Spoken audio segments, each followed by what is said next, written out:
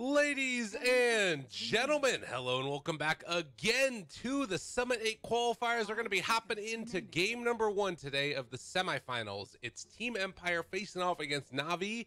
I'm Lyrical, joined as well by the wonderful Tsunami. Tsunami, how you doing, man? Dude, I'm doing real good. This is my first 7.07 cast, so initially I was like, I'll play it easy, let's maybe talk about some of the change logs, maybe some people haven't watched Dota Pit or the recent qualifiers, but I don't think I can do that for this match. Now, this match has too much history to get bogged down with game mechanics, because not only is it the CIS Classic, but I think there's a little bit of recent animosity between these two teams, if you care to elaborate on that. Yeah, it's felt sort of like, I don't know. You take a look at yesterday and what ended up happening.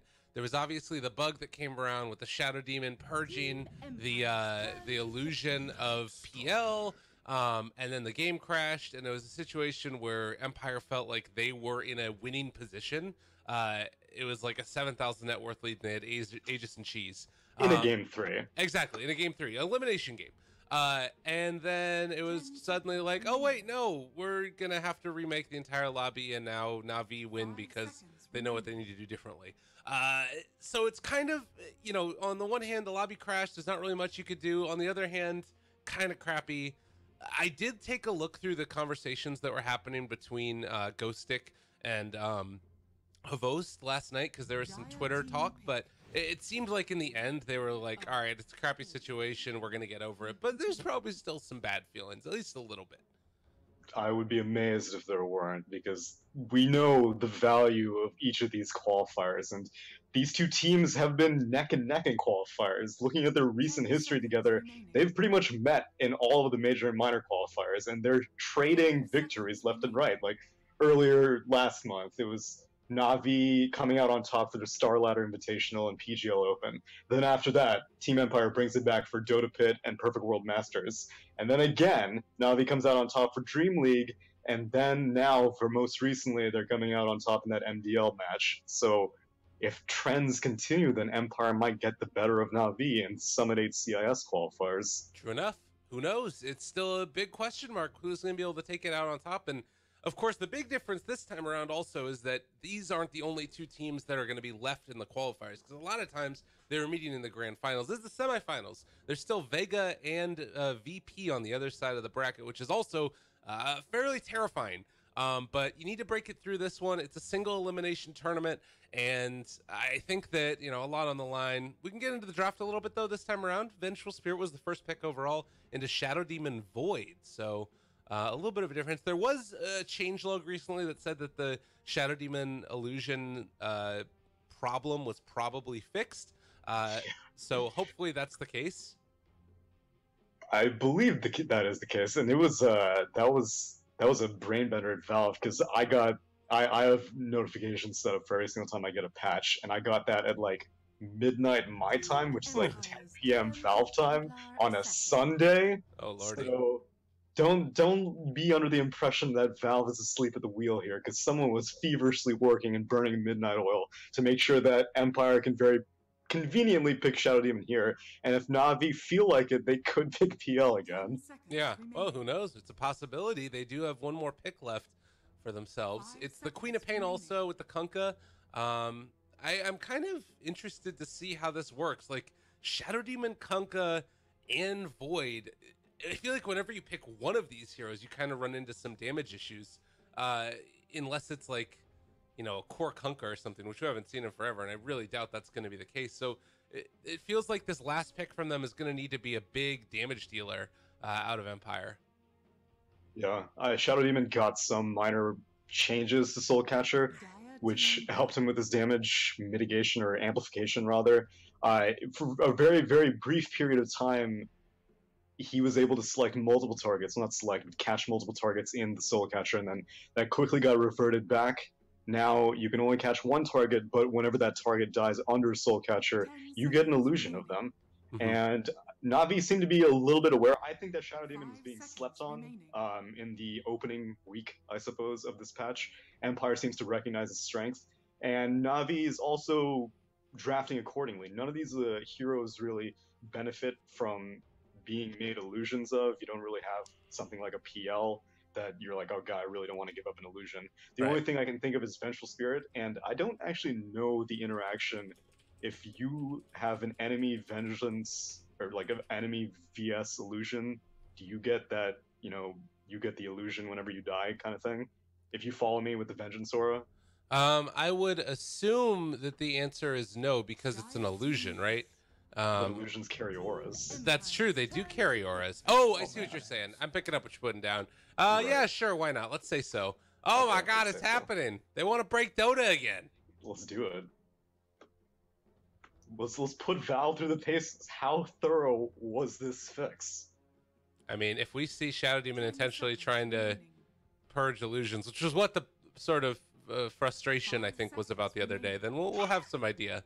All right, let's see it. Gyrocopter for Silent. Bring it back. It's his hero. I want to have it happen. Yeah, one step at a time here, Lyrical. It's got to happen.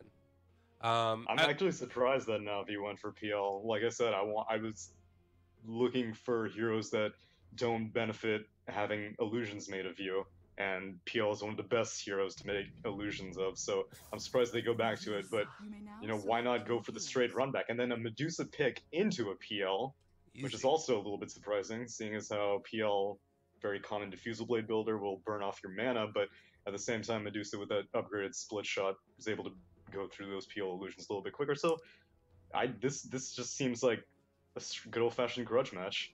Yeah.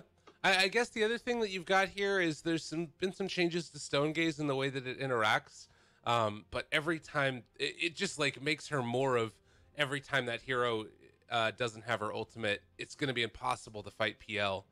And I guess like what you're looking at high ground defense here.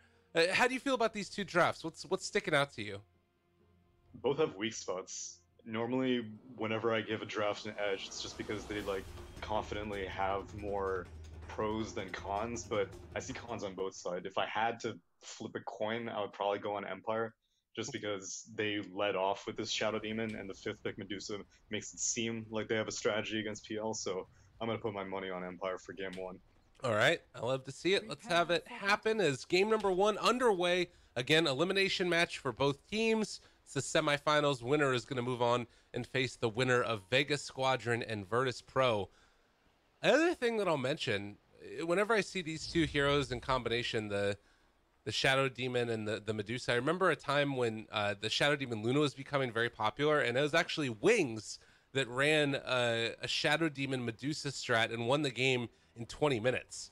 And they just like got a couple of early stat items on Dusa and Siege High Ground, and there wasn't anything they could do about it. As Van Score, he'll scout out some people up here going towards the high ground, and with that smoke break, I don't expect to see any awards placed because they don't want to get him dewarded. Stuff's valuable now. True. You're not wrong. I don't really know how effective. So for one thing, with an early push strat, Empire, they can definitely pull the same shenanigan, and Navi do not really have the best anti-push.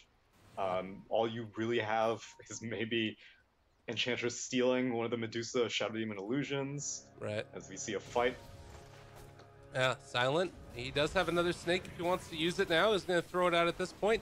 Only caught 2 of them with it, and no mana shield. Roger just going to be able to find First Blood. That's also able to take the bounty rune. So Navi find First Blood, get a bounty rune extra, and then also on top of that, Sneko is able to get the D-ward mid. Yeah, they handsomely come out on top. The only recovery is that FN is able to block his mid lane, but if Sneko decides to spend time in the mid lane, which he doesn't, but yeah, either way, FN is definitely going to have his support cut out for him in this lane. It's against a TA, obviously, Night Stalker has nothing better to do than roam around, and looks like Maposhka mid wants to do the same thing with Kanka. Well, this could be a tough one. The matchup of TA versus Queen of Pain, we've got base damage significantly into the favor of TA, but they will eventually be able to go into the dagger stuff as well, even though Quap had to go for Blink first anyways. But other lanes, top, how do you feel like each of these are going to work out? Offlane Void has definitely taken some hits with Poor Man's Shield being eliminated from the game, no pun intended, but I still think that the hero is very strong, especially against a lane like this, PL and Vengeful Spirit. There's not really that much burst damage. You have Lance and you have Magic Missile, but more often than not, that's not going to be enough damage to finish off the Void, and so he can just rewind any of that damage with Time Lapse. And in the safe lane, we've got Vengscore Shadow Demon and Silent Medusa up against General Enchantress, and potentially whenever Nightstalker feels like coming down bot, probably during the first night, both those heroes. But General's okay here. Again, not that much burst damage, and Vengscore not really going for Shadow Poison quite yet, and Enchantress is a very, very speedy hero, so she's kind of tricky to catch with that Shadow Poison, but yeah, I think General should be pretty safe. Okay.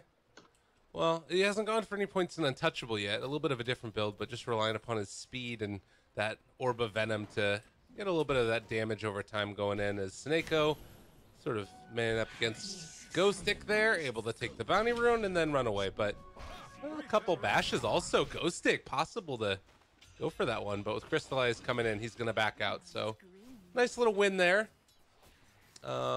Anything else to really keep our eyes on? Like I said, man, Dendi is really putting the hurt to FN here in the mid lane. It's 8-6 right now versus 3-0. Yeah, Kunkka's not nearly as good of a duo mid support as Nightstalker in these situations. Nightstalker has like 2 more armor, and he started out with boots first, so he's allowed to be way more aggressive. Actually, Roger in general just has like a ton of gold. Already 1 blade of attack for his phase boots, so it's not surprising that FN's having a tough time. Right now, Miposhka, he doesn't want to have to spend too much time mid. He wants to go back to the bot lane and help out Silent, but it looks like General has been moved somewhat out of the bot lane, so yeah, right now Miposhka's just trying to stack Ancients for his Medusa. Okay. Well, we've got a couple of different stacks going on right now for the Ancients. General also making a stack over there in the bottom side. So there's a lot of different possibility here to come and contest. TA capable of taking them a little bit earlier, but do you think that maybe Empire is going to opt to go in there and try and contest her when those Ancients do start to go down? At the minimum, I would want them to block it. Both teams should really be interested in blocking it, as on the mid lane there's a bit of an engagement. Yeah, X-Torrent, they pull him back in. Not really too much to be done with that yet. It's just trying to bring Roger's life down a little bit. It's getting close to nighttime too. Gotta be careful here. Yeah, so it's a relatively simple investment to just, plop down a sentry ward. I know Vengscore is sitting on one with his sentry on the Shadow Demon, and there's very little reason you shouldn't be aware of it when you have heroes like Medusa on Radiant, TA on Dire. You know that these Ancients are going to be happening, so nothing doing yet. I guess both teams, again, are just more interested in securing their lanes rather than roaming around, but it is first night now. Roger's heading to the bot lane, and Miposhka is mirroring that movement. Yep. They realized that he was there. They saw him down by the bottom bounty rune, and Silent can't really stay in this lane right now. He hasn't been able to stay close to his tower, and so because of that, Roger, he's going to now head back towards mid, and we'll see if they can get something done onto FN. He does have 2 points in Void, so no silence for the Queen of Pain. He just keeps on heading down bot. He now finally successfully dewards this cliff ward, but I think the damage has already been done. He has phase boots completed though, so Roger is, like I said, getting an exceptional amount of farm on what is effectively a duo lane Nightstalker. Oh, Silent, if he is not careful here, doesn't have mana shield up, but not the biggest deal in the world. They are going to disrupt that stack, the Shadow Poison, to try and clear through it, but yeah, nothing really doing. But a very passive start to this game so far. With nighttime up, it feels like it has to be on Roger to make the first move. But he's trying, and I don't really think it's entirely necessary. Like, you see he's playing this aggressively, but that's because he can get away with it. There's nothing really stopping him. You have a disruption, but then immediately you can just phase boots run away from it as a Nightstalker. Right now you're just irritating the Medusa. And still, yet, Miposhka is kind of struggling to do anything important mid, as now Silent's getting gone on the bot lane. Yeah, they've got some damage there. Maybe they could go on to him again if they could find a imprisonment, but Arvin already used it. No chance at it. He also gets the D ward there. So by and Top large, lane, things looking go okay. sick. Oh my goodness. Well, he Twice. goes down. Yeah, that's actually surprising. I mean, I'm assuming that Time Walk was on cooldown because he had plenty of mana when he died, but yeah, he was caught in a tough situation somehow. Maybe going a little bit too aggressively on Seneko, but ends up going down. Man, they are just like dominating all of these lanes, though. You look at it, 36 and 7 for the PL. The Quap in the mid lane is also starting to catch up a little bit, but everything's just kind of feeling a lot worse. And the big winner, of course, is this Enchantress. General has just gotten a ton out of this lane so far. And Nightstalker on the mid lane, he's doing great stuff. God, Dendi finds the kill with the side blades as well. It's double points for style. Is Nightstalker like one of the 10 bonus heroes? Did he get like bonus gold? Because I still No, man, he got confused. first blood. Remember, he got first blood, and then he also got the that one rune. Then more, I don't know. More props to Navi for actually respecting the power of giving a 4 this much farm, as a scan catches them, but a kill Navi General going down to 3 heroes as FN TP to the bot lane. Yeah, it was a good play from Vanscore there. Ended up finding him underneath the tower when he was diving, and Roger's going to be forced back as well. So 1-3, and Empire finally on the board in a big way. The reason I keep harping on Nightstalker is because in comparison, his mirror on the other team is Miposhka Kunkka, and this dude is mad broke right now. Yeah. Level 3.5, only brown boots, and now he's slowly taking over the mid lane, but that was just because FN went for that gank on Enchantress in the bot lane, and now he has to relinquish that as well. So Miposhka's really struggling to do anything here. They're going to smoke up, though. Possibly go on Roger. It's about to be daytime as well, and I'll see if they're going to be able to find the Shadow Poisons there. They are so freaking slow, though, and Roger just going to dodge away from that one and then get the hell out of here.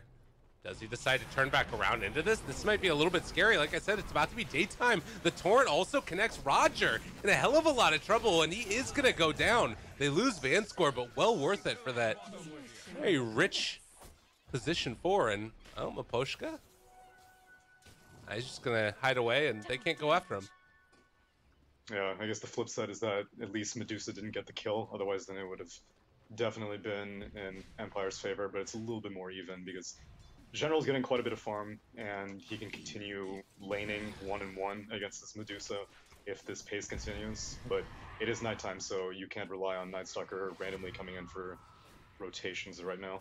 Alright, and this is the scary stuff. Dendi gets a DD, immediately goes to the Ancients, and burns through that one stack. There is still the other one in the bottom lane if they want to go for that. Not to mention one over by the Radiant side. So this economy game that they're playing on Navi might come back to bite Empire in the butt. Yeah, I think whenever the first team starts pushing, it's going to be curious to see what the plan is, because both teams have the potential to just kind of like ram their head against a tower. And how much attention do you want to spend defending it? Would you rather have your TA or Medusa go get farm elsewhere on the map, or do you want to try to go for kills? Right. And I think up until Dendi gets his Desolator, they're probably not going to do anything on Navi, and until Silent finishes off his Mask of Madness, they're not really going to do anything on Empire. Well, and you do see right here as well that they're scouting out and getting a ward over these Ancients. So they'll be able to come and mess with them a little bit. And the rotation down bottom now, they might feel a little bit safer as General is getting attacked in the bottom lane with one more stack of Shadow Poison.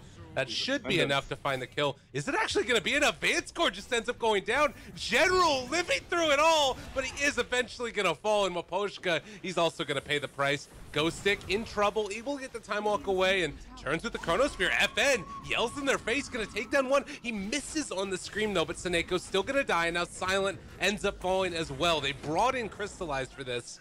They have to jump away yet again. But the big winners there, again, Navi.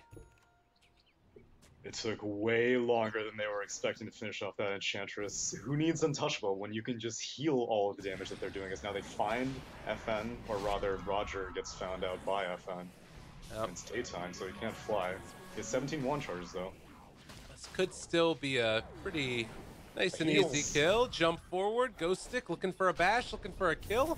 They found themselves General as well. And Roger, 4 stacks of the Shadow Poison on him. It's level 2, but he's going to end up dying as well. Roger, not enough stacks on him to find the kill.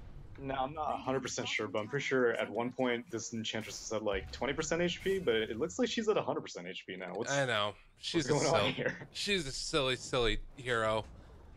What a hero, honestly. Almost 1,000 HP also, and maxing out the heal. It has potential. Like I said, Empire does not have burst damage aside from this Queen of Pain, and you need burst damage to deal against something like a DOT heal. Yeah. So, Enchantress is definitely getting away with murder right now, far more than she should be able to. And props to Navi for responding to that survivability in that bot tier 1 fight. They saw the opportunity. Enchantress still went down in the end, the Mystic Snake, but she bought enough time that the rest of the team could come in and get kills. Same thing here. The Night Stalker was caught out, but it didn't matter because Enchantress can come in and, I guess, tank, which is something that you don't hear very often. And look at this.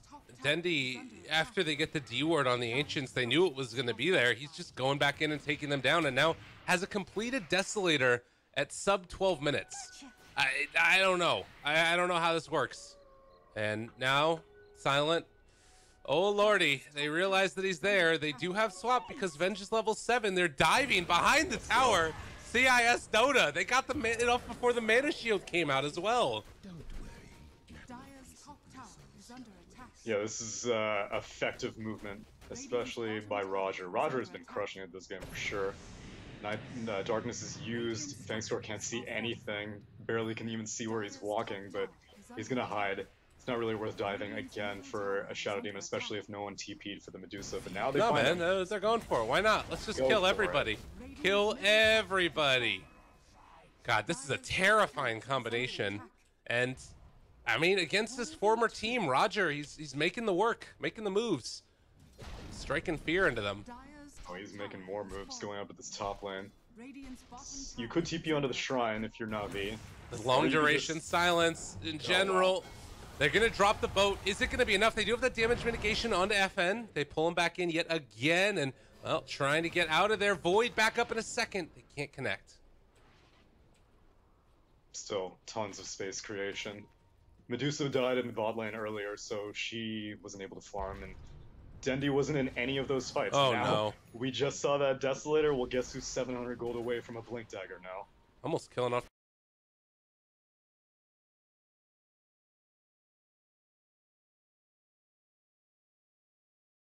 The courier, too. And look at this Van score.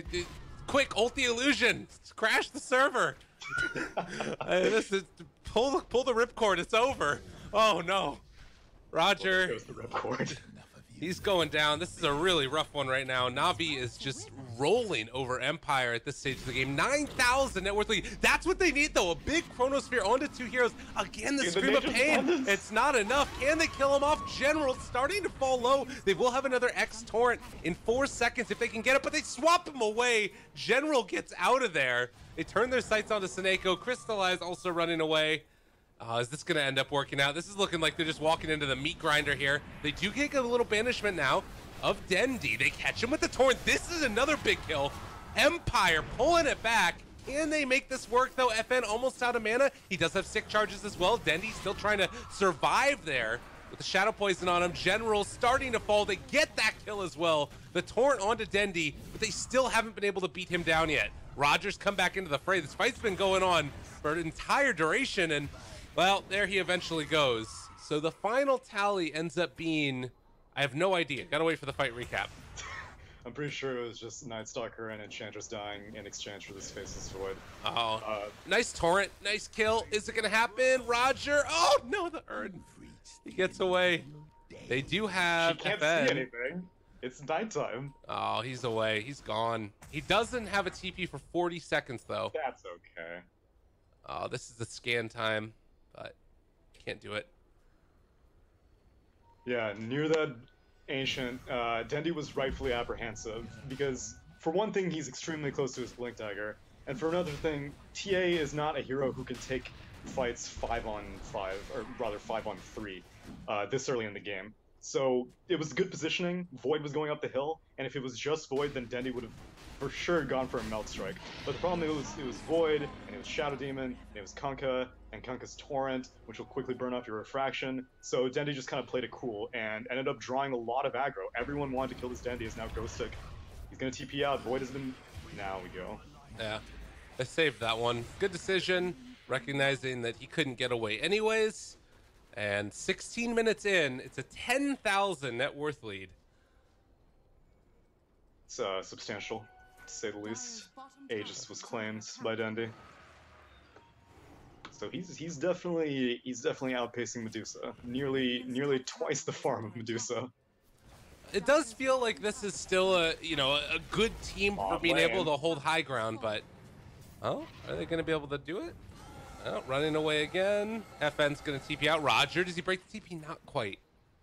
And it looks like Van Score going to have to be the one who gets taken down, gets away, dies in the fountain to the Orb of Venom. Oh, God. Yeah. Was it the Orb of Venom? No, it was Odin Urn. You're definitely right. She doesn't even have an Orb of Venom.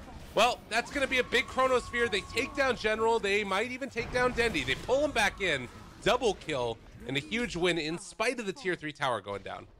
No, arguably a triple kill because that was through Dendi's Aegis. So perhaps overestimating how strong they are. And I guess Empire didn't spend as many resources kind of pushing that bot tier 1 as Navi were anticipating because VS went out and Nightstalker went out. So you needed one of those heroes to stick back around for that tier 3 push. But, you know, it's a tier 3 at 17 minutes. You're not going to complain about that if you're Navi.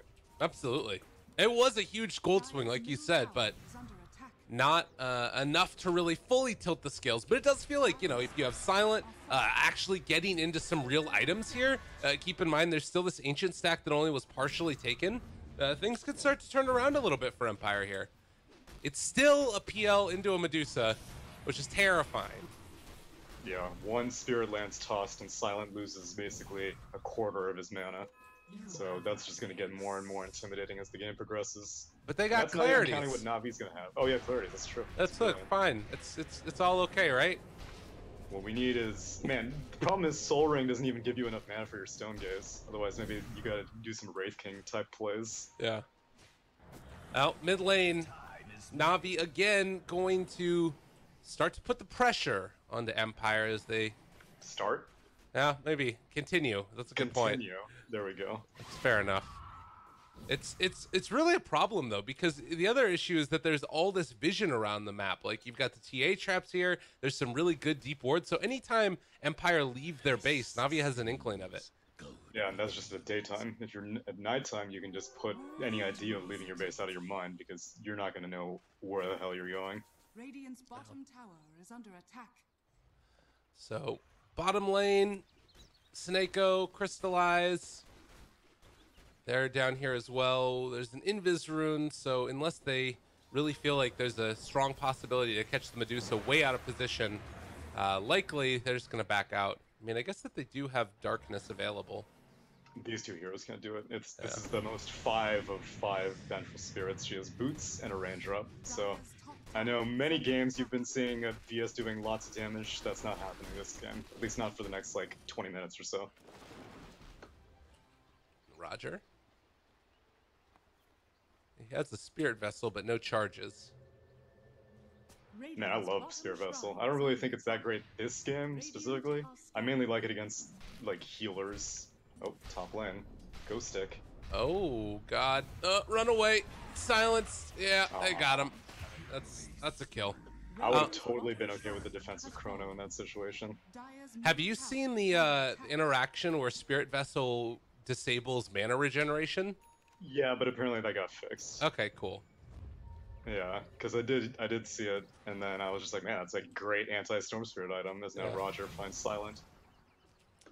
Oh. But it's daytime. That was Smoke Broken, but he doesn't realize that it was Smoke Broken, and now down bottom, they've caught themselves a General. Can they find any more Sonic Wave? Every damn thing thrown into General's face, but he's not dying. This guy's too freaking big, too hard to kill off, and eventually he will be finished, but that's so much committed for one kill, and now nothing really left in the tank. FN, they got the silence off. Oh, he's still got X though, He has so void. Roger not able to make it The happen. Spirit Vessel. But the jump away. It looks like FN should live through this though. Yeah, TP's back to base despite being just a mere like 2,400 units away, but that's what you gotta do against Spirit Vessel. Respect the Vessel, and respect the Enchantress. This general refuses to go down. This is so much energy that you have to spend into killing a hero who normally does not spend this kind of, I guess, normally does not dedicate this kind of energy. Yeah. Every single time that General's getting into trouble, then Phantom Lancer conveniently shows up. Crystallize has these boots of travel. He can very quickly start turning around any fight that General's losing. Mm-hmm. No, it's true, and I guess the other thing too that we got to keep in mind though is it does feel like that is a lot of investment into like early-ish games items, and in general, the draft from Navi.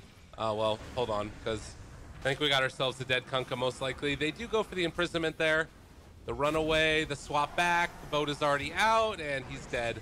I guess the point I was trying to make is they now catch crystallized, and I'm never going to be able to make my point. Is that if this Medusa does start to get towards some of these later game items, things feel like they could maybe turn back around. She's not that far behind the PL now, and you know, get into a Scotty, you start to get to some of those later game talents, things maybe don't look as terrible for Empire if they can keep holding out. What do you think about that? The problem is it's not just the Phantom Lancer. You have to worry about the Phantom Lancer, and you have to worry about the TA, and the TA is massively outpacing the Queen of Pain. So like, if both your 1 and your 2 were both just like a step or maybe a step and a half behind the enemy's 1 and 2, then yes, a Medusa could definitely win one team fight and start turning it around. But right now, this Queen of Pain has had to go for a defensive Yules just to deal with the silence from the Night Stalker, and that's not a damage item. And now she's going for a Shiva's, and that's not really a damage item either on a Queen of Pain. So this is not a Queen of Pain who can kind of jump in, cause chaos, and then draw everyone back into the Medusa's clutches. This is a Queen of Pain who needs to... Actually, Dendi is the one who's running away, but I guess Dendi doesn't know where the rest of Empire is. But yeah, this is a Queen of Pain who's not going to be intimidating for at least another 15 minutes or so. Yeah, it's true. There's a lot of issues in this game, and I mean, it's feeling definitely like Navi, the ones in control, the ones that are waiting for that next Roshan, still 30 seconds before it's capable of respawning. And, well, 23 minutes in, it's a 17,000 net worth lead. Navi have never really looked back since the very early stages of this when they got that initial first blood. No, this is disciplined. Roger now has a gem, actually completed before his Aghanim Scepter, but when you have this much map control at 23 minutes into the game, you don't really need the Aghanim Scepter quite yet. Ghost Stick. Is this the play? Is this the time? Is it the place? Is it the moment? No. It's going to run away from him. Maybe he can get something together a little bit later on. Who knows? Well, again, conveniently, the gem has been picked up by Roger. I imagine it was possibly in response to seeing a Shadow Amulet or something on the Void, so the initiation power, I mean, like, Navi are just consistently one step ahead of Empire this game. Yeah.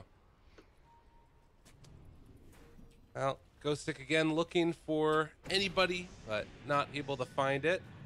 Yeah, Navi, no one's defending the bot tier 3. There's no reason that they should be venturing out of their jungle. Soniko just holding strong in the mid lane. There's still only one tier 1 tower that's left alive for Navi, and I guess that in the next few minutes, you know, you could think about trying to get a little bit like better vision over there. They have some vision over the area, but if the fight did break out, they wouldn't have much on this sort of other side where the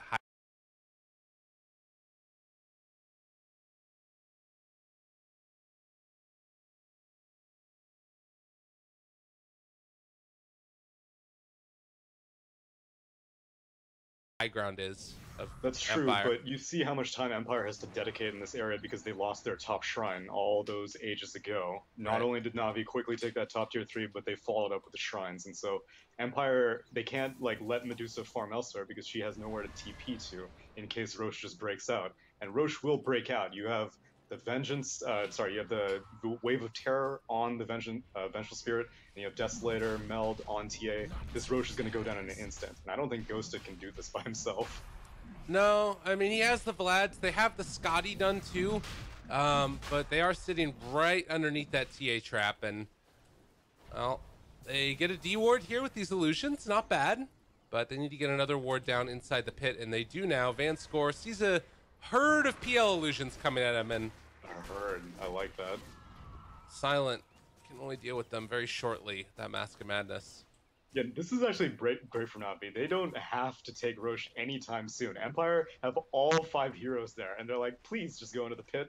I know you want to take this here, Roche, because we can't do it. You have to do it. And Navi are like, that's cool, you know. Yeah. We'll take it on our own time. You can just do your own thing. And now, Shadowblade Initiation. These are not the 2 heroes you want to catch. Dendi might be, but Dendi is a big Oh, jump forward, Chrono, no, the reaction, great reaction there from Dendi, but they might be able to still take these guys down and make things a little bit scarier for Navi. Roger ends up going down as well. They buy back immediately, want to get into this fight. They still have Stone Gaze if they want to use that to try and retreat. They're going to pop it right now. The boat comes out as well, BKB done. Time to get the hell out of there, but Navi still looking to chase and Silent, left completely alone. He doesn't have a TP, he doesn't have any way to get out of here. And the Medusa is done. I think General's pretty pleased with that decision, to be honest. Now, That was very, so if Dendi didn't get that blink off, for one thing, I'm not 100% sure if they could have killed him, because again, they don't really have very much damage, and Dendi would have been caught on the furthest edge of the Chrono, where only Queen of Pain would have been able to damage him. right. But him getting out just 100% sealed the deal that Navi were going to be able to win that fight. It's probably not necessary for Roger to buy back on the Night Stalker in that situation, but you have such a big lead right now, a little bit more of a delay on your Aghanim Scepter in order to 100% secure a wand fight is definitely worth the risk. And, well, I mean, we're getting close to the time now. We've got ourselves an Aegis and Cheese. Crystallize holding on to the Cheese, and Aegis is held, obviously, by Dendi. So, I guess kind of the question now is, going forward, how do they try and finish off and end this game? Slowly regain map control. It's one aspect. So the one. Oh, I mean, Navi. Navi.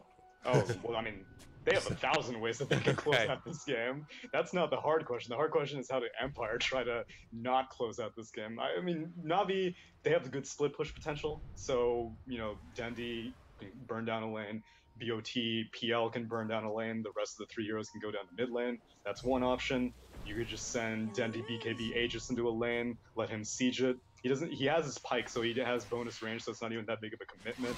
Or you could just wait for a pick. Night Stalker's gonna get that Aghanim Scepter eventually. He's about to hit his level 18 darkness, so he's gonna be able to just keep it permanently dark eventually. So there are many options for Navi. For Empire, the one thing is that they were able to recover a gem whenever they killed Roger with that Chronosphere, so they can ever so slightly start killing off TA traps and planting some wards, and, you know, once Roger completes that Aghanim Scepter, the gem will probably still be out of stock. But Yeah. I don't think they're going to get that kind of time, as now Navi's pushing up this bot tier 3. Well, we've got Max Juxtaposed Talent. Now they have an army of PL illusions of their own. Need to go micro those, sending them after Dendi. He's actually getting all of his mana burn. Not a bad way to start that. BKB popped. And that is decent. That works out quite well right now for Empire. Yeah, not necessarily worth the BKB charge to kill off that Shadow Demon with the pike. I guess Dendi may have accidentally like misclicked for a second, because usually you just go for those 4 attacks with your Meld Strike after a pike like immediately, but Dendi was kind of stalling. Maybe he was trying to bait out a disruption, like a defensive disruption by Shadow Demon, but Shadow Demon did not disrupt himself. He just ate all 4 attacks, maybe because it was delayed, but yeah, they traded BKB charge for it. Yeah. Like you said, Empire is relatively okay with that. Well, the other thing that we got to keep our eyes on, Roger getting close to his Aghanim Scepter. So if it wasn't already a problem, it certainly is now. We've got a Maelstrom done for the Medusa and the Heart done for the PL. So he is sitting on a comfortable 3,200 HP. This guy is nigh impossible to kill. Yeah, that's comfortable, right? That's real comfortable. He's got a cheese as well in case he does reach critical HP, which would be a miracle for Empire to pull off, because really their only damage dealer right now is... Oh. Yep. I'm a Poshka. Maybe a turnaround, maybe a way to get him out of there. They're still slowing. God dang, he takes a hell of a lot of damage, and the Spirit Vessel should finish him off as well. Chronosphere onto 2. Okay, they also have the Stone Gaze down there. Sonic Wave, can they kill him off? They burn through the Aegis. Roger barely living in this moment. FN, can he find the finish? He will have a Scream of Pain when he gets out, but Roger already too far away. They do go for the Hurricane Pike and the Blink Away, which barely keeps FN alive. But final tally ends up being nobody dead. Aegis claimed. Yeah, that's it. That's again not bad. Empire making this work. I'm super surprised that Miposhka survived all that. I don't think he even had wasn't on cooldown, so I don't even think he had a rum buff, but he ends up surviving. And I don't think that Navi are going to be just content with that. The BKB is ready for TA. She did not spend in that engagement, so they can just keep on pushing here. Down to 8 seconds, but not terrible. And, well, waiting for everything to be used again. They pull back in 1, and poor Miposhka will get punished. Yeah, with Chrono being down, Navi has nothing to fear. Sonic Wave is down, Stone Gaze is down, all the ultimates have been spent. Whereas Navi, they have no big cooldowns. They can lordy, keep on rolling. Oh god, Van Score's just done. They blink in again. Dendy's taking a lot of damage from Silent, but Silent is not going to survive this. And buyback status, nobody has it. This could potentially just be it if Navi want to strong arm it, and it looks like indeed that's what they're going to do. The Spirit Vessel going to bring Dendy back up to full HP, and GG is called. Game number 1 in the books. Navi take it. Yeah, that was strong arming for sure. Navi just took Empire's lunch money pretty much, but it's just game 1. Maybe they were still furious. They're like, wait, you thought we couldn't come back for that game 3 yesterday? No, we could have definitely come back, and we'll prove it 2 times over as they take a dominant game 1 over Empire in the Summit 8 CIS quals. And they got a little sorry out of Seneko as well. I'm not sure what that is. There's a little bit of saline flowing through the veins this early morning. But we'll have to see what happens. Game number 2, Tsunami, as far as changes that you would make going into the next game, what do you feel is the biggest thing that Empire need to do to change up their strategy? I think they need to change up their draft. I think it was a little stubborn to lead with a Shadow Demon like that. Like, it's possible that this is just like their strategy, but Shadow Demon is not a great first pick support in my opinion. And this game, I definitely did not see it coming to be useful at any stage, really, like against making PL illusions or for making your own Medusa illusions or countering the Enchantress in lane. This Shadow Demon did nothing as far as I'm concerned, and that's not Vangscore's fault. That was just the nature of the draft. So I think Empire need to reevaluate their first few picks. Okay. Well, we'll see if they can do that, if they're going to make any changes into game number 2. I'm going to drink like 10 billion cups of coffee and tea in between the 2 games, but... Yeah, you've been coughing. I've been having to talk more than I want to, because I don't want you to have to be like, yeah, I mean, they're doing great. Yeah, I mute myself on stream most of the times I catch it, but yeah, we'll be good. Just you. That's just for you, Neil. All right, everybody. Stick around, everybody. Game number 2 right around the corner. It is the Summit 8 CIS qualifiers. We'll be back in a bit.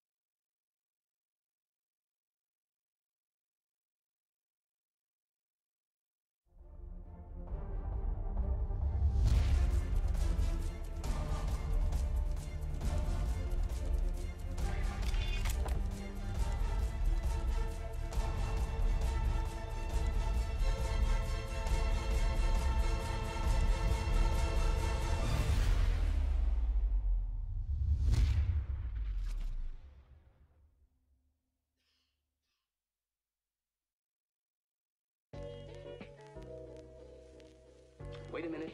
Wait a minute.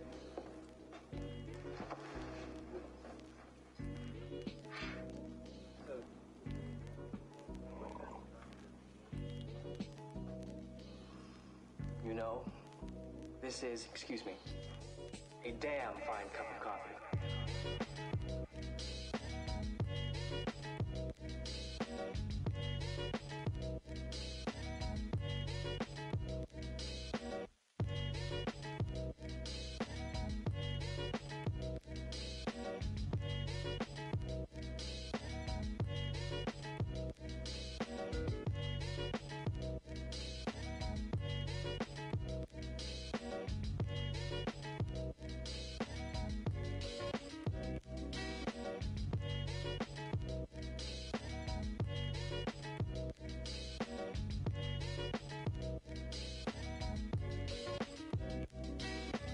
I'm gonna let you in on a little secret. Every day, once a day, give yourself a present. Don't plan it, don't wait for it, just let it happen. It could be a new shirt at the men's store, a cat nap in your office chair, or 2 cups of good, hot, black coffee. Like this. It's the present. Like Christmas.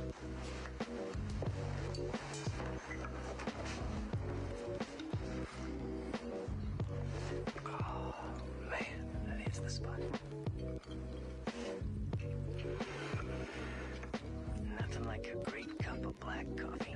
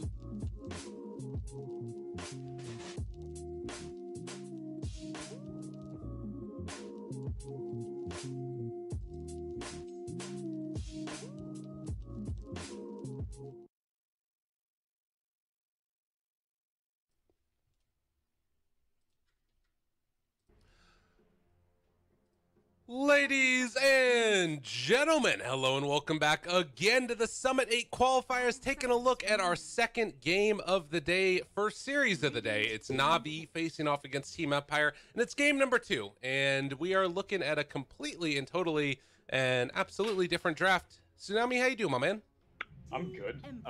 Empire, yeah, this is definitely totally different. This is, for one thing, it's not Shadow Demon. The other thing is, like, it's like upside down pretty much, because I was looking at the MDL match from yesterday, and Navi ran Beastmaster in all 3 games, and it was usually a Earth Spirit on Empire.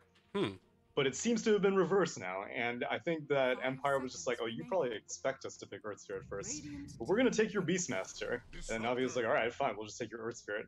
The thing is that I think Navi come out on top, because out of the few games that both teams have played this patch, Navi has won 3 out of their 3 Earth Spirit games, and Empire has won 0 out of their 3 Beastmaster games. So I'm not 100% sure I'm confident with this Beastmaster pick, but at least it's different, and so I give him props for that. I am completely and totally going to be on board with the Beastmaster pick. To me, this feels like maybe the most broken hero of the patch. Whoa, that's a bold claim. I think it's true, though. I'm pretty sure that if you look at, like, because the thing Have you seen Tiny, though? Well, here's the thing. I don't care about Tiny. Get off me, Tiny. I don't care. This is what I'll say about it, is if you look at positional scarcity, that's the thing that sticks out to me the most. There are, like, 2 top-tier offlaners, as we see a Tiny that's going to come out now, so we'll get our chance to figure out if this is true or not. There are a bunch of top-tier, like, carries. I think there are 2 top-tier offlaners right now, Beastmaster and Brewmaster, and then everything else is, like, a tier below. It's so freaking good. This guy is ridiculous. You get yourself a giant creep. Also, your Hawks not only go back to, like, pre-nerf nighttime vision, but they get increased to 1,000 range, and you get 3 of them at level 25. That part doesn't matter as much, but you get 1,000 range at nighttime on your Hawks. Are you kidding me? This guy's crazy. They're not invisible anymore, though. It doesn't matter. They're tanky. They are tanky. He's good. He's damn good. And one of the biggest things that we talked about in Game 1 was the vision superiority that Navi had in spades over Empire. And Empire seemed to have recognized that, and they're turning it around. Like you said, they have the Hawk, and they take Roger's Nightstalker away from him and put it on their own roster. So this Disruptor is going to have some easy time glimpses this game, that's for sure. And I am going to be very scared if I'm the Queen of Pain on Navi this time, because last time it was Empire's Queen of Pain that didn't really have a good way to get back into the game. This time, Dandy's going to be the one struggling with it. Oh, for sure. And I don't know. I'm sort of still trying to figure out, like, I think that there's still a lot to be figured out about this patch. Talk to me about the Tiny, though, because you seem to feel very, very confident in this hero. What was the big thing that's sort of changed in the past couple of days that's brought him to sort of top-tier relevance? I was a big hater on Tiny in the original 7.07 because the hero just did not make sense in multiple respects, and to an extent right now he still does not make very much sense, but it's an experiment, and I'm always up for new, unique interpretations of heroes. 0 agi start plus 0.0 agi per level is weird, but Tiny has a lot of stuff going for him. In the B patch, most notably, Tree Grab is not garbage anymore. Okay. It was pretty bad in the original 7.07 patch. It now has a flat cooldown. Originally, Tree Grab basically had a 40-second cooldown at the first point. And you didn't want to have to max Tree Grab out, because then you don't have Avalanche and Toss. And that's your best spells, bar none, during the first 20 minutes of the game. And so it was always like a weird spot. You're like, do I play Tiny Roaming? Or whatever. It didn't last long. Right. Now he's a core, and he's an crazy scary core, namely because of Grow, which was the same in both 7.07 and the B patch, but you couldn't really take advantage of it in the original patch. Now in the B patch, as a carry, you have 40% status resistance whenever the spell is maxed, and I'm seeing silences on Nightstalker, I'm seeing a Roar on Beastmaster, and I'm seeing a Stormhammer on Sven. And if this Tiny manages to hit late game, he's not going to need a BKB against any of these spells, because he can just stand around and eat all of them and proceed to cleave your entire team down. So Tiny is definitely a force to be reckoned with in this B patch. And I think the other thing that was really cool about Tiny, even in the last patch, was the changes of the 40-minute runes, getting 2 of them at once.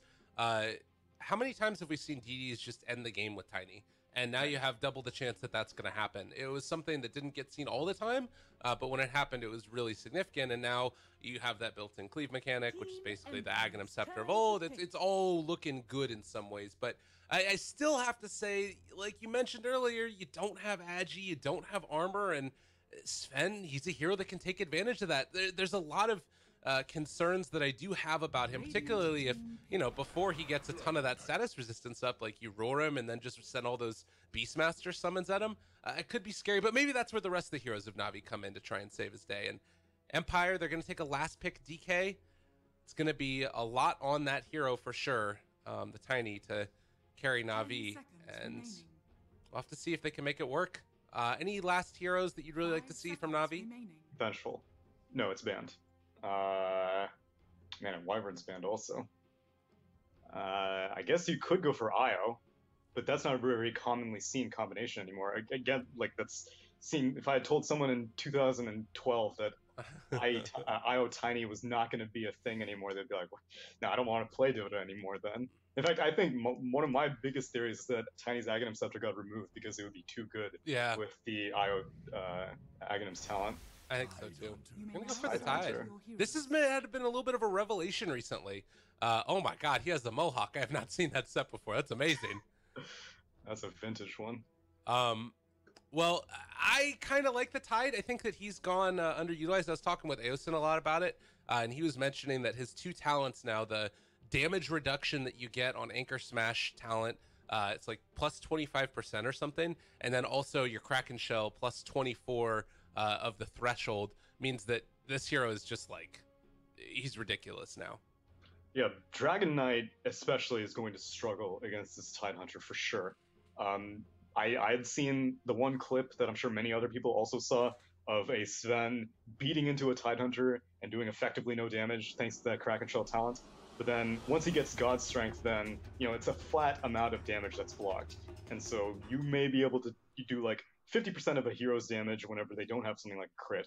But whenever they do have something like a crit, you're still blocking the same amount of damage, but the surplus is still going to go through on the hero. Right. So Dragon Knight, on the other hand, does not have any sort of damage store or that will help him very much. Corrosive Breath is probably one of the worst things that you could ask for against a Tidehunter because it does not really amp up your damage in a meaningful way. So DK is going to have big issues with this Tidehunter. It's going to be up at the Sven, and both these heroes don't really build into minus armor items, and that is usually what I think is the best thing against this new Tiny. New Tiny will more often than not build an Assault Cuirass very early on in the game. It's not like a 5th or 6th item like it is for most carries. It's like a 2nd item for Tiny because of that 0 agi. So he gets attack speed, he gets a ton of armor, and unsurprisingly the entire team is going to benefit as Crystallize gets spotted out, but he's going to leave. Yeah, no way to make that punish happen as the Disruptor is very far away. And how's my mic, by the way? Did I change it? It sounds the same-ish to me. What? Yeah. Okay, hold on. Just a second. All right. Let's see if you can get that lovely voice coming back to us. If not, that's fine, too. It's all good. We'll have to suffice for my sick, hacky awfulness. It's that time of the year, you know? It's getting all cold outside. It's starting to get a little bit rainy. It's been raining outside all day. People get sick. No one cares about your rain. How's my mic? It sounds better. Look at you. You're actually back. Now I have to turn you up again. All right. Audio on the fly. It's happening. Let me in, coach. I apologize. I got Windows 10. I got Windows 10 hard. I was using my webcam camera. This isn't 2012. We have higher production quality here at BTS than a webcam mic. LOL. All right, I'm done. Oh God, I'm dying. All right, well, they get the range creep back. General now down at half HP. Maposhka gonna run away as well, and they're just keeping him out, zoning him away. It feels like Ghostic is probably gonna have a much better time of it than this, and he actually has taken axes first. Wants to be able to sort of zone back Snako. That one axe and punch did like half his HP pool. I'm just gonna throw a tree at him. The axes are interesting now. I haven't really seen any people taking advantage of the damage amp from the axes is now, man, General is in real deep. Oh, Roger! Oh, what a player! He What a spotted player. it out and rolled forward. Top lane. They going on General. him? Oh no, General. He's done. Where's the Fairy Fire number 1? Oh god, is he really gonna live there? No way. Void from Maposhka. They get first blood. So Empire, they are able to fight back a little bit after the Roger steal of the courier. Yeah, but General's okay with that. He's gonna be taking a lot of beating this game. Look at this. Crystallize just like let's see, Maledict. I'm not gonna be able to get it. He's just like picking up trees and throwing it at him, like slight harassment. It only costs 20. Yeah, and you don't really need it to farm, especially when you have a Witch Doctor who's helping to zone out the offlaner, so you can just use it as a long-range auto attack, I suppose. Yeah. Ghostic gonna heal back up. Realizes that Roger was coming over and can't come and contest for that rune. And, well, that's gonna be it. So, early laning, the way that this is gonna work out, do you feel like this is sort of the way that it's set up right now gonna be favoring either team in particular? Well, with your courier dying for Empire and DK of all heroes having to go back to the fountain, that's definitely a bit of a setback, but he didn't lose very much experience, so it's not that big of a deal. But yeah, that influences the top lane. Is now General again. It's in pretty deep. There's a glimpse of if they need it. And they'll pull him back in there. General, Fairy Fires, but to no avail. He eventually is brought down as well. So this tri-lane definitely working, and that's, I guess, where Empire is going to have to hang their hat. Yeah, Miposhka is going to be definitely much more effective this game than he was on that game with Kunkka, because this Night Stalker's getting a lot more done. He does not have to duel mid. Dendi is doing a just fine job being able to deal with FN's DK in the mid lane. Yeah. And he's going to keep that pace up. Again, with the courier being dead, like it's a setback for these initial levels, and that's where Queen of Pain needs to get that biggest advantage. She's gone for 2 points in Shadow Strike, no points in Scream of Pain, because it's just, he needs to zone. He doesn't need to kill, he just needs to zone. Speaking of zoning, he is just not at all able to do anything. This is an awful time for FN. He is going to have the courier bring in, finally, gets the salve, has a bottle going also, and maybe FN can finally find something for himself in this lane here, as he is a 7-1 versus the 16-12.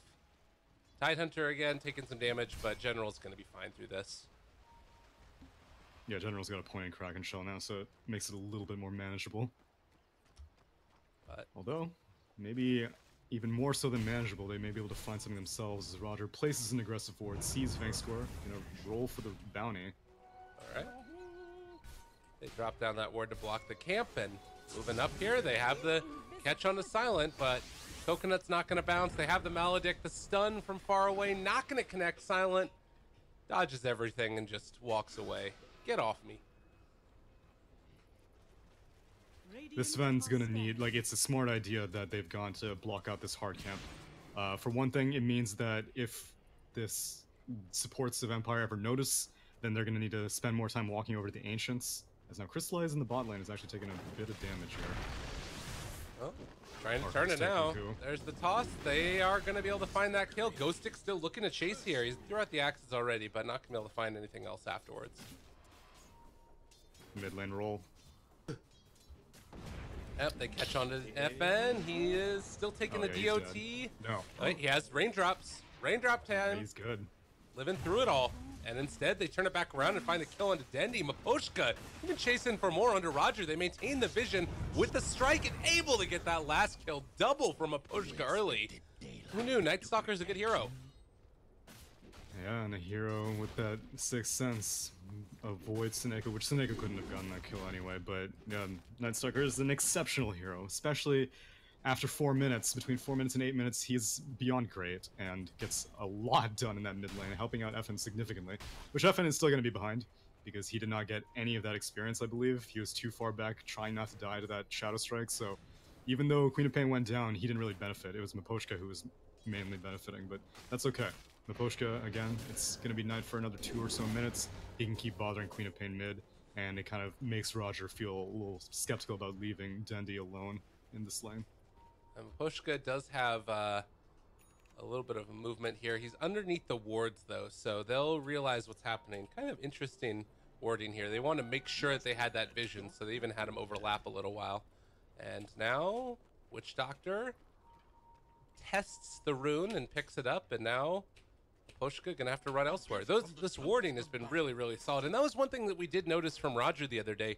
He was able to get, or not the other day, the other game, he was able to get a couple of these D wards when they were making that move.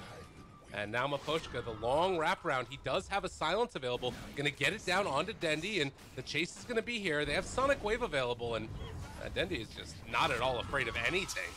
Alphys down, Scream of Pain, Sonic Wave is available, but they don't even need to use it.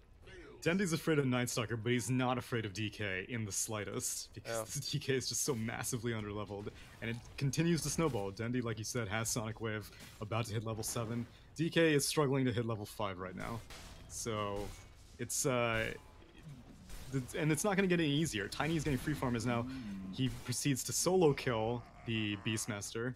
All right, nice obs there, but Crystallize is still able to get it with the tree throw. Apparently it's pretty good. Pretty good. Pretty dumb, in my opinion. Yeah, but fair enough. I don't balance this game in general, getting voided. He has Ravage. They could think about turning this one if they want to, and do they opt to go for it now? It might happen. They're still saving it. The stun is there. Do they kill him in time? General not able to get off the Ravage, and now they turn on to Seneko, gonna be able to take him down as well. A double kill for Silent. You gotta wonder, is it worth that early Ravage? I needed to get Silent, and I'm not gonna Ravage unless I can get Silent. And Ravage's range did get buffed, so I'm pretty sure it would have hit, like, the entire screen if he just went for it. I don't know if they would have been able to get the kill on Nightstalker regardless, but you don't go back in unless you want to get the kill on Nightstalker, because you're definitely not going to kill the Sven. And killing Disruptor is also pretty difficult because he was at full HP, so a little bit of indecision coming out, and it costs both the Witch Doctor and Tidehunter's life. General, they're trying to take him down a little bit here. The Ravage, the turnaround, is it going to be enough? Silent still trying to stay tall here, but they're not able to get him. With Dendi, that should be the finish. General maybe could have gone north instead of to the west, but doesn't end up working out. Dendi has a blink. He would have probably gone for anywhere. At least at the minimum, it may have forced Dendi to use Sonic Wave, which he hasn't had to do. And being able to kill the one position without having to use your ultimate as a Queen of Pain is a great feeling, because now you could use it on FN mid, who has just 860 HP. Oh, look at Crystallize here, though. Just takes out that 3-stack so quickly, and now he's firmly in the lead of the net worth. 5,000 almost.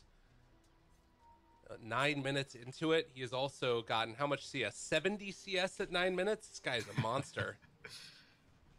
And that one kill on Beastmaster as well, which you caught, so it's all good. Oh, definitely. Ava, Avalanche. Toss to follow, maybe, possibly. Give him that They tree. don't You even can't do need it. to. They just punch him to death. And Tiny, all right, I'm a firm believer now. You sold me. Don't let me sell you. Let all the one positions of the world sell you, and beware in your pubs, because Tiny in this iteration is a hero that could very easily be played by anyone just rolling their face on the keyboard. No. Well, it's a really frustrating situation, I'm sure, for FN. Right now, he is below the Tidehunter in terms of net worth, almost being surpassed by his Night Stalker, based upon those couple of kills that were found earlier. He's only level 6 compared to the 8, almost 9 of Dendi. This has just been an awful game for FN. And they're trying to salvage it a little bit here with the first roar of the game, I think. They don't have any points in Dragon Tail, though. So Disruptor's not 6 yet either. I don't know. They're going to have to suffice for a kill on Snako. And even that, oh god, this just does not feel good. They want to give it to FN. Oh my god, the cask! Oh no. Crystallize kills the Night Stalker while that's happening. They don't find the kill on the Witch Doctor. The wheels are coming off for Empire. Now they jump forward. FN is gone. All right, pack it up, boys. We're done. This is feeling almost over. Disruptor, he is going to get found out again. They've used all the stuns right now, but he's going to be able to complete that TP. But when your DK is hurting this much this early in the game, I don't know. I don't know what you do. Yeah, and back in the day, DK used to have a a pretty great XP talent at either 10 or 15, and that was, you know, you build a Midas and you're back in the game because, you know, it's like that Venomancer, except Venomancer just was a better version. So it's gone now, and you have a mana regen talent or an attack speed talent at 10, and you have a damage talent at 15 or a health talent at 15. Right. Neither of those are going to help him get back into the game. Well, top lane, Silent, Baposhka, they're there. Roger, gonna get counted again. They do have Ravage if they want to use it, and man, this does not feel good. The damage is not there for Silent right now once that Anchor Smash gets through. And God, General just bullying him. 3 points in Kraken Shell, Headdress on top of that, going for the mechanism. Tidehunter is only going to get harder and harder to kill as the game gets later. Well, another kill down bottom. Seneko is able to find it again.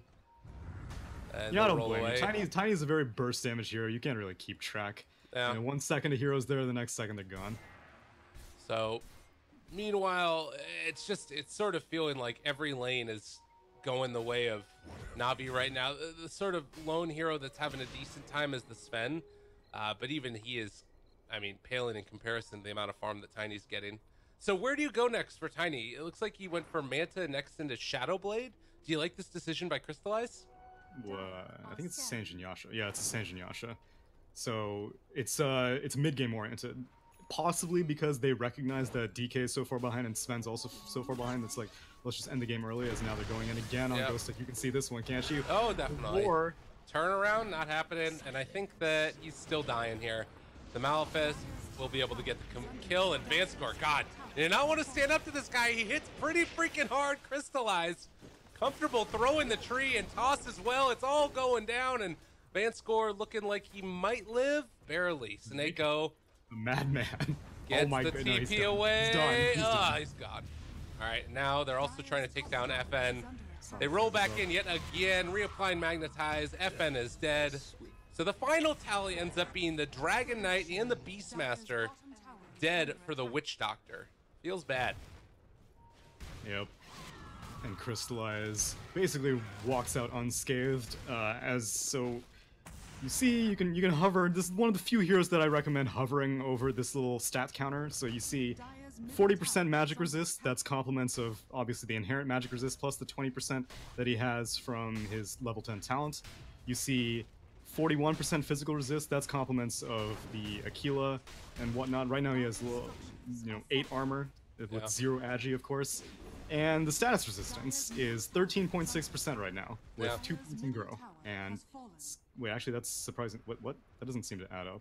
Oh no. So I guess the tooltip doesn't show it. So 13.6 because of his strength, and then slap on another 30% because of his grow level 2. Yeah. So he's basically 40% immune to the entire game. Well, it's not looking great. There's a lot of numbers that you just said right there. The thing that I'm taken from that is it's looking bad for Navi. Excuse me, looking bad for Empire. Excuse me. Accurate. Sonic Wave connects onto 3 of them. General walking forward. Crystallized already on the dominating streak. They still have the Ravage available if they want to walk forward and take them all down. It might just happen. He's silenced. They're not hitting the Tidehunter. Good decision. He's not able to proc that Kraken Shell, but now the Static Storm down as well. They're actually making this work. Empire fighting back. Can he get the Ravage off in time? He pops at the turnaround. Crystallized. It's still not going to be enough, though. They've lost so many, and they're going to lose even more. They pull it back in. Empire, fight back and make it work. That was a great dance. That was perfectly in concert, everyone. So Queen of Pain surprisingly was not really committed to that fight. A Sonic Wave was casually. Well, actually, I don't even think Sonic Wave was in that fight. No, it was. It was right at the start, but it didn't really look like it did enough damage. It hit onto a couple of them, but it just that's right. tickled the back line. And one of the disadvantages of this new Tiny as Namaposhka avoids a Boulder Smash is he's kind of a cooldown dependent carry now. Kind of like Flak Cannon in the sense that once Tree Grab is down, your carry potential goes down the drain big time. And so it was a fantastic Ravage, and under normal circumstances, if you had someone like Sven, they would have gladly gone in on that fight. Tiny does not have a tree. It was on cooldown because he was right-clicking people during the first half of the fight while General was walking around silenced. And he was silenced the entire time. First, it was the crippling fear of the Night Stalker during nighttime, lasts a whopping 5 seconds, then follow up with Vangscore's Static Storm, which is perfectly placed, and that's a recipe for a one team fight. Huge recovery from Team Empire after that. Yeah, and again, like the choice to Top Dendy. lane, Queen of Yeah, Pain, he's in trouble. Dragon Tail.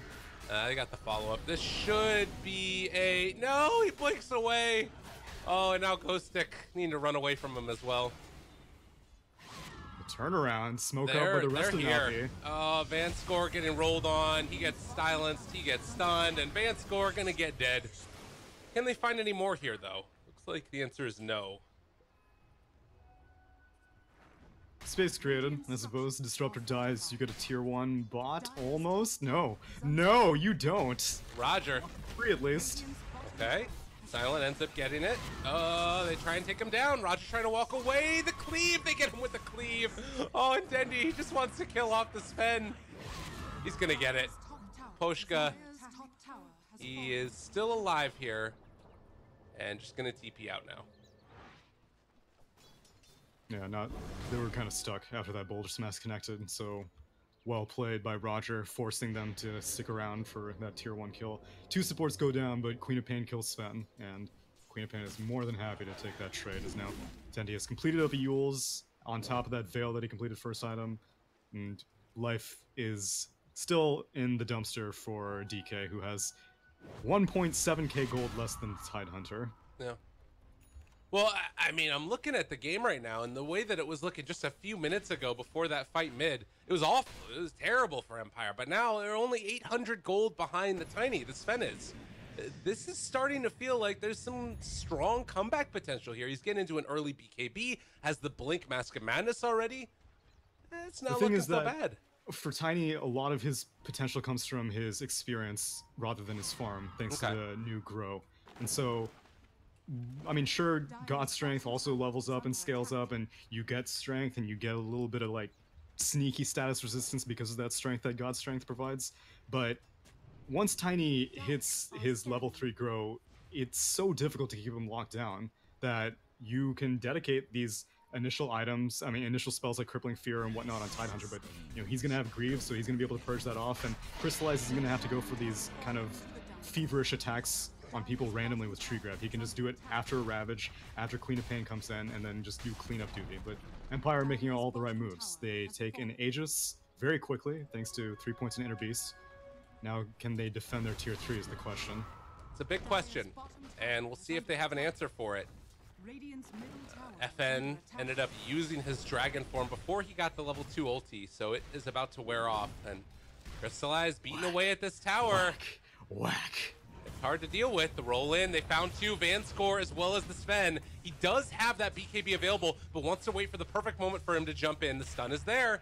The chase is following. They have the Static Storm down. That's going to be the Earthshaker, excuse me, Earth Spirit, already brought low and going to Mikey die. No, they have the stun. They blow him the hell up. All right, but they have the BKB when they come out of this one. FN still dropped low, but not dead as of yet. So far, it's just the Earth Spirit dead, and now the stun. They get the Yule Scepter. Dendy able to walk away from him there, and there's the blink away.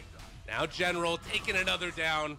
That's the Beastmaster and the Night Stalker dead. Silent, waiting for his Blink Dagger to come off of cooldown. He just wants to jump in there, but as soon as he pops the BKB, waiting for the moment.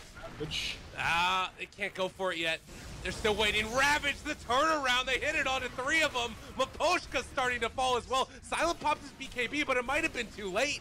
Now they pull back in another one, Crystallized. But there's only, everybody's still back alive. They can't do anything. Tower fell. Now the barracks, Navi taking everything from Empire. Mechanism on Tidehunter, you've got the Urn on Earth Spirit Roger. There's so much survivability. General had all the time in the world to just sit on that Ravage, and it was just a game of chicken between him and Sven. One of them is going to go in, and Tidehunter drew first blood, goes for the Ravage, and ends up being able to finish off the rest of Empire. Not finishing off Sven, but, you know, if Sven loses his Rags, I don't think he's pleased either way. No, for sure. This is a terrible situation right now for Empire, and Navi gonna accentuate that lead. You did get the Aegis, you know, in a certain way that's feeling better for Empire, but they're gonna need the perfect team fight now. They need to take advantage of this timing when Ravage is down. Yeah, but they don't have their Aegis after that fight, which is a big problem. So you were basically effectively taking it out of Navi's hands, and you could try to start a fight with Ravage, but I'm pretty sure you still win it if 4 of Navi are still around. Oh, this could work though. Oh, they got the blink off. There's the chase though, and they have the silence that gets laid down on top of him. They also have a roar, but Crystallize, he's in the middle of all of them. Static Storm down. This is not terrible. They roar up that Sven. Can they find the kill? Crystallize though, the combination, it's too much. It's all too much. Crystallize running away from him yet again. Status resistance. Oh, he gets away. Oh my God. There were so many opportunities there where they almost killed off the Tiny, but like you said, that status resistance. So that was Roar used on him, that was Static Storm used on him, that was Storm Hammer used on him, and he took 40% of all of that. Technically not the Static Storm, but he took 40% of the Static Storm damage, which is the main thing, so... Right. Good luck ever trying to kill this hero once he finally hits his level 3 grow. That was with level 2 grow, and that was without him having a BKB. Now he has both, well, he doesn't have his level 3 grow yet, but he has a BKB now. So it's just that much harder. And more importantly, it was all of the ultimates pretty much used in that last one. They still have 30 seconds before Static Storm is back up. They have to have that, and well, Navi just got Ravage back up again. Empire trying to hold the base desperately, but they need to wait till Sven is back up again. They need to wait for all their ultimates. They need to wait for a lot of things, and Navi are not giving them that opportunity. Next creep wave. Might be time to go. Smoke up? Oh, the fake back. This Dark Troll Warlord's like, hey guys, the coast is clear. I don't see anyone. Aw, General. Maybe it's an illusion. They're walking. Snako wanted to get that ward down, but Vanscore waiting on the high ground, making sure they won't get it. They don't have vision. One thing this Empire team does well is keep vision over everybody. Jump forward, Ravage, why not? Make it happen, baby. Stun through onto 2, that's a kill. Silent trying to stay on top of anybody at all, but the toss lifts Silent up in the air. They take down the Witch Doctor. Ghost Stick already brought down Solo in general. Isn't gonna end up dying there either. Silent, nothing left in the tank. They toss, they kick, they drop stones on him. It's all over. Navi built up a lead. They thought they might have thrown it away a little bit in the mid game, but it was never in doubt really, as they take down the mid Rarix as well. Yeah, who needs vision when you have an ultimate that basically reaches 5 monitors away? General was just like, I'm sure they're in this general vicinity, so I'm just gonna Ravage. Yep. And guess what? It usually works out. Well, they have buyback on the Sven, but it is feeling like a fool's errand at this point. Somehow they missed the stun, but that's fine. Avalanche, toss back, Crystallize, he pulled him into his team, and Maposhka wasn't able to get away. They're taking down this tower. They don't even have the Witch Doctor here. He's just running through the river. I don't think he's critical to this push, to be fair. Fair enough. No, General. He can blink. He's getting attacked and he can just blink. God, that is... Oh. Oh, Lord. All right, they pull back in 1. Dendy, stun. Maybe more. Roger gets the turnaround stun. Silent, they want to kill off Dendy so badly, but his Yule Scepter gets off, and now the blink away, the BKB from Crystallize. He's trying to take him down. Status resistance, though. Is it going to be enough? Can they kill off Crystallize? They do. But Dendy able to finish Silent, and FN trying to armlet toggle for all he's worth. It's not looking like it's going to be enough to take him down, as General now needing to run away. Still 40 seconds until Ravage, but Roger gets the stun, gets the magnetized reapplication, even onto the Hawk as it falls down dead. And Maposhka, he's gonna die with poor Ghost Stick. And GG is called. Navi eliminate Empire from the Summit 8 qualifiers. And what a fashion to do it in. 2 blowout games, and I would definitely have a lot of emotions going through my head if I was Empire, for sure, because, like, you know, all things considered, like, even beyond any sort of game bugs here and there, like, this is now breaking the trend. Like I had mentioned earlier, like, it was usually Navi would come out on top for some qualifiers, and then Empire would come out on top, but now that's 3 in a row for Navi. And, you know, as it is, you're just happy that you don't have to go against VP if you're in this region, but Navi fans rejoice because that's 3 in a row. Things are looking good. They're not in the Summit yet, but they're in the grand finals for the qualifiers now. Exactly. And well, we do have one more match that's going to take place a little bit later on today. It's going to be VP versus Vega.